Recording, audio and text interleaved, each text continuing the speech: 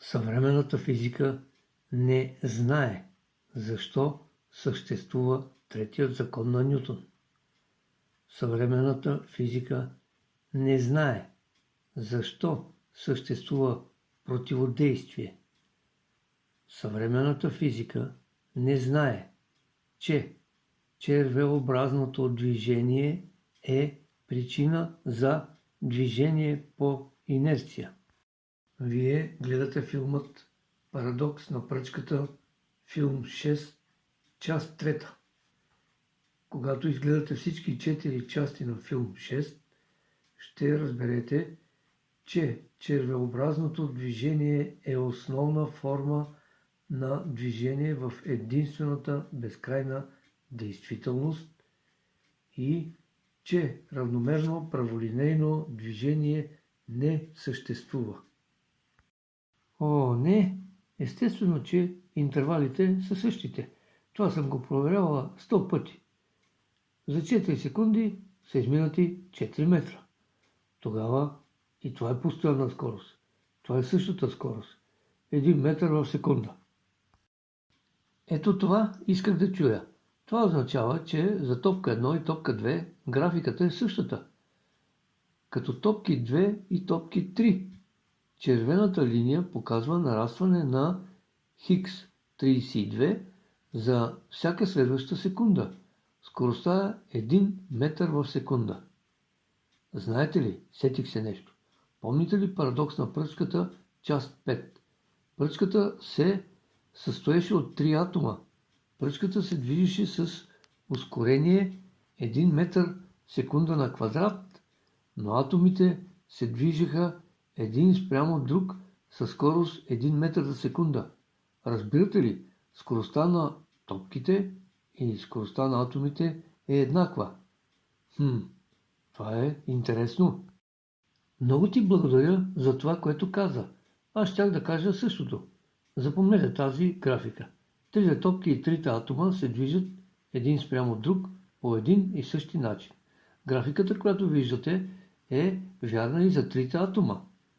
Експеримента с топките показва, че трите топки се движат с еднакво ускорение в една и съща посока и едновременно с това се движат с еднаква скорост една спрямо друга. Това движение е уникално. Това е много важно. Този резултат ще бъде използван за експеримента с пръчката и трите атома. Какво искаш да кажеш? Ти твърдиш, че експеримента с топките е еднакъв с експеримента с атомите? Не разбирам. Глупости. Експериментите с топките и експериментите с атомите са различни, но атомите и топките се движат в съответствие с едни и същи физически закони. Това е много полезно за анализа, който правим. Сега вижте горе. Показвам ви фигура 23 от парадокс на пръчката, част 5. На фигурата има 2 пръчки. Късата пръчка е на старта, в момент на времето Т0 равно на 0. Дългата е на финала, в момент на време Т9 равна на 9 секунди. Защо двете пръчки са различно дълги? Ами защото това са 3 атома и пружинки между тях. Пружинките замесват силите, които действат между атомите и забравил съм. Какво беше? Защото този експеримент показва какво се случва с атомите, когато пружинките не действат. Всъщност няма пружинки. Атомите се движат с ускорение, но един спрямо друг се движат с постоянна скорост, която е равна на 1 метър за секунда. Всъщност, ние може да кажем, че атомите и топките се движат по един и същи начин. Не съм предполагал, че това е възможно. Много добре. Вижте фигурата. Горе са топките, долу атомите в пръчката. Съвсем умишлено съм махнала пружинките. Кой ще кажете? Удивителна прилика. Естествено, че е така. Няма пружинки. Това означава, че не действат междуатомни сили. Но тогава това са 3 свободни атома, които не са пръчка. Когато няма сили, Пръчката е невъзможна. Да, ние знаем, че пружинки винаги трябва да има, защото винаги има междуатомни сили. Това горе е пръчка с действащи пружинки. Пръчката на старта е еднаква с пръчката на финала. Атомите не са раздалечени, но топките на финала са раздалечени. Какво да направим, за да доближим топките една до друга? Искаш да приближиш топките, както са атомите, но защо? Защото ако знае начин как да се приближат топките, ще разбере защо атомите не се раздалечават. Хитро измислено. Това е хубав метод. Точно така. Идеята е елементарна. Трябва да принудим топките да се движат едновременно, една до друга, в покой, една спрямо друга. На финала трябва да пристигнат заедно, така както се движат атомите. Заедно един след друг. Това е много лесно. Аз съм ето тук, горе. Пред мен са трите топки. Това е тяхното положение в края на 7-та секунда. Ще бутнем втората и трета топка малко напред и готово. Виждате ли двете червени стрелки? Това са две сили, които ще преместят втората и третата топки и те ще се изравнят с първата. Готово е. Готово. Експериментът приключи. Двете нови сили ще ускорят втора и трета топка и те ще настигнат първата топка. Да, може да се получи.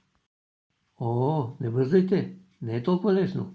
Ние не знаем големината на тези сили, не знаем характера на тези сили, не знаем как да използваме тези сили. Това са важни неща за нашия експеримент. Всичко това трябва да го разберем и тогава да продължим. Елементарно е. Изчисляваме големината на силата и я добавяме към сила F2 и сила F3. Освен това, двете червени сили може да ги направим дърпащи. Ето вижте тук, горе, пред мен.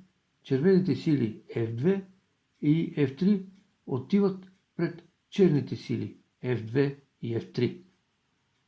Но виждате ли, че силите, които трябва да се добавят към F2 и F3 са различно големи, защото разстоянията на топките едно са различни големи. Да, силите са различни и не знаем големината на тези сили. Но сега това не е важно. Най-важното е, че силите са допълнителни и трябва да се появят отвън. Това са външни сили за топка 2 и топка 3. Тези сили са външни, но това не е проблем. Винаги можем да събираме някакви сили с други сили или да изваждаме сила от друга сила. Виждате ли онези червени сили зад мен? Двете най-отгоре са разделени. По-долу са събрани. Най-долу е голяма червена сила, която е равна на сумата на двете малки. Слагаме голямата червена сила пред атом 3 и готово. Да, така е. Няма значение. Външни или вътрешни, силите могат да се събират. Силите могат да се събират и да се изваждат, но силите са различни, когато отчитаме времето. Вижте горе. Трите сини топки показват позицията в края на трета секунда. Трите червени топки показват позицията в края на четвърта секунда. Двете зелени показват къде трябва да са разположени втората и третата топка, за да бъдат в покой спрямо топка 1. И това трябва да се случи в края на четвъртата секунда. Червената топка 1 и двете зелени топки едновременно, заедно, трябва да са в позиция Хикс равно на 8. Виждам топките. Изненадан съм. Силите топки се движат с едно и също ускорение, но втората и третата трябва да ги ускоряваме още. Не съм предполагал. Да. За да бъде съвсем лесно и разбираемо, вижте горе. Сините топки са положението в края на трета секунда. Червените показват какво трябва да бъде положението в края на четвъртата секунда.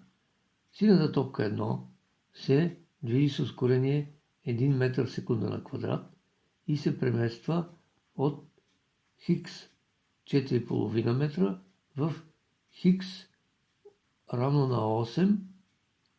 Синята топка 2 трябва да се премести от хикс 2 в хикс 8.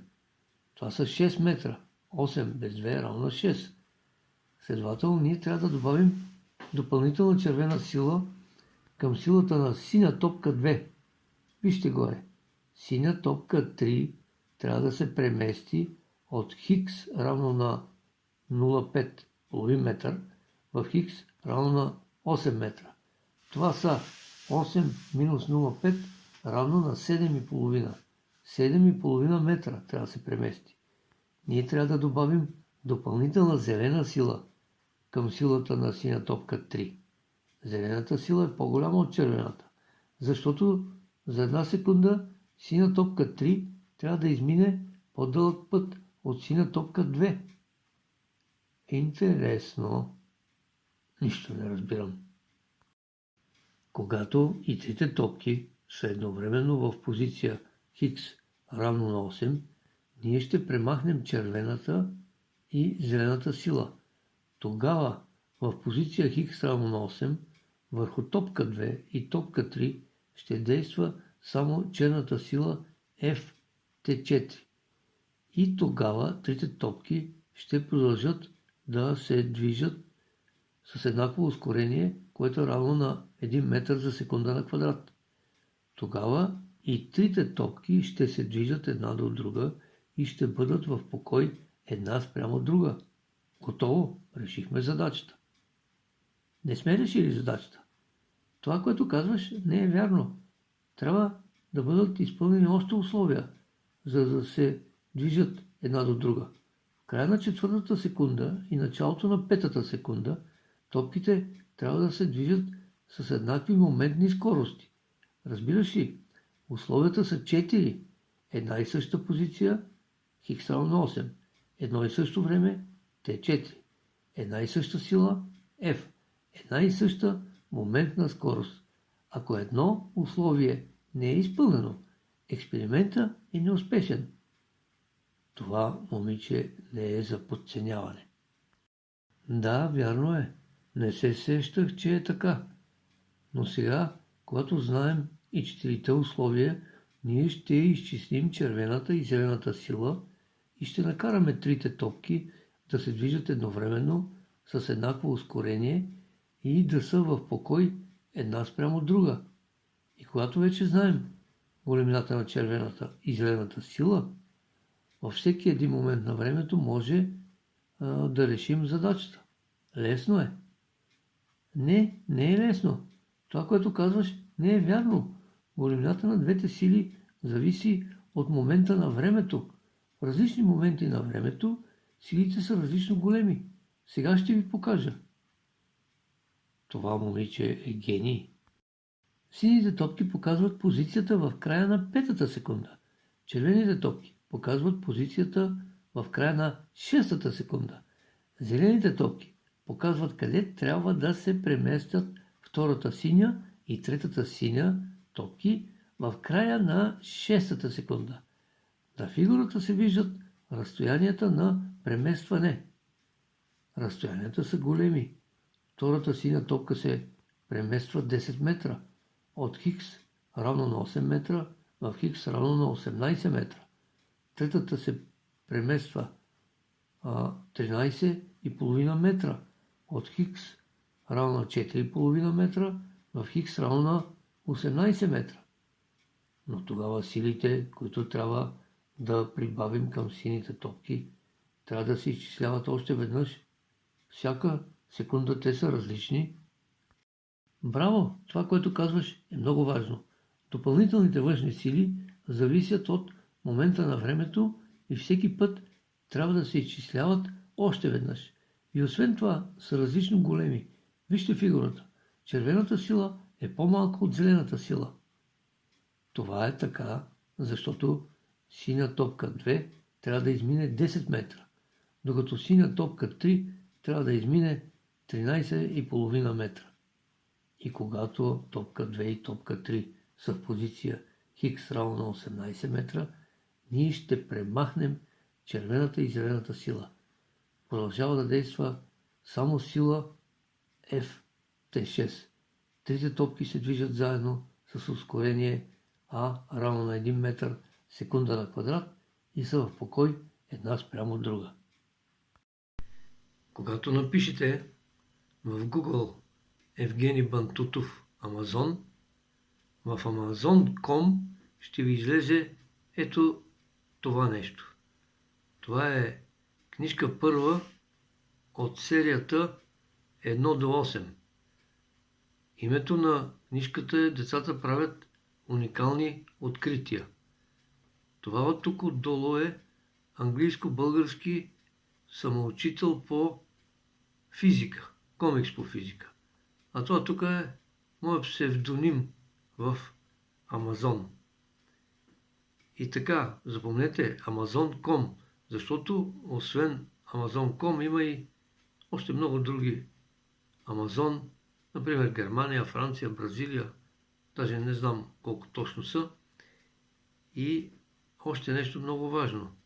Тук, виждате ли, пише книжка 1 от 8 и български, английски самоучител комикс по физика.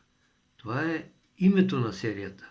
Всички книжки се казват "Деца правят уникални открития", но когато кликнете ето тук върху името на серията, ще ви се отвори ето такова нещо. Тук са всички книжки. Електронен и хартиен вариант със съответните цени и начин, по който могат да бъдат закупени. Още веднъж сме в началото и запомнете Amazon.com. В другите тази серия отсъства. Това е за сега. Довиждане, до чуване. Останете си със здраве!